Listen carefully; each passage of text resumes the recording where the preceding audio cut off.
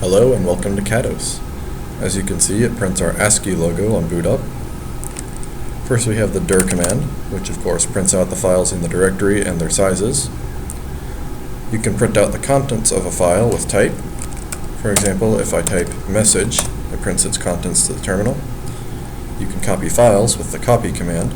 So copy message M1 creates a copy of message called M1. You can copy copies of a file, so copy M1 and M2 works just the same. As you can see, M1 and M2 both got created, and M2 has the same contents as message. You also might have noticed that you can use ls rather than dir, which I'm sure that you bash users and zesh users and whatnot will appreciate. You can delete files with the delete command, so I'll delete M2, and you can see that it's gone. Now say I want to make a new M2 file. I can create that by using create and then M2, put some text into it.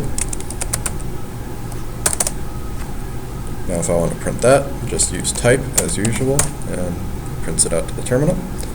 If your terminal is getting too crowded, you can run clear and it'll clear the terminal.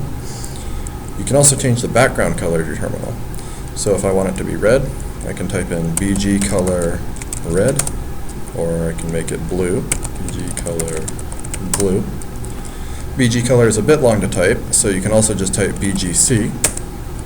So I'll make it green, or I can do BGC purple, yada yada yada. But for right now, we'll just leave it black. For reference, these are all of the colors that BGC supports. It's worth noting that the text is gray, so you probably don't want to make the background also gray if you want to be able to read things. So here we have this program phello that we want to run. To do that, you just execute phello, and it just prints out hello world a bunch of times. While it's doing that, I'll mention that KADOS does support multiple processes. You can run up to 8 programs at once. So to better illustrate this, I'll run this slow print program. Execute slow.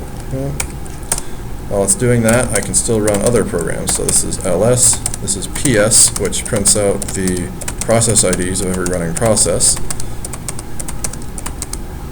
And there in the middle of the screen, you can see that it printed out the process ID 0, which is the shell, and 1, which is the slow print process. It's not obvious just from the output of the ps command, but KADOS does use a round-robin process scheduler. If I have a process running that I want to stop before it terminates naturally, there's the kill command. So to demonstrate that, I can execute phello and then kill. And you can see it stopped in the middle of a print. And last but not least, we have the exec foreground command. So that is used when, for example, you don't want processes fighting over the keyboard or something like that. So to demo this, I'll use exec foreground to run phello. And then I'm typing ls, but nothing's happening right now. Then phello finishes, and you can see that it runs my ls commands afterwards. Well, that's it for this KADOS demonstration, and thanks for watching.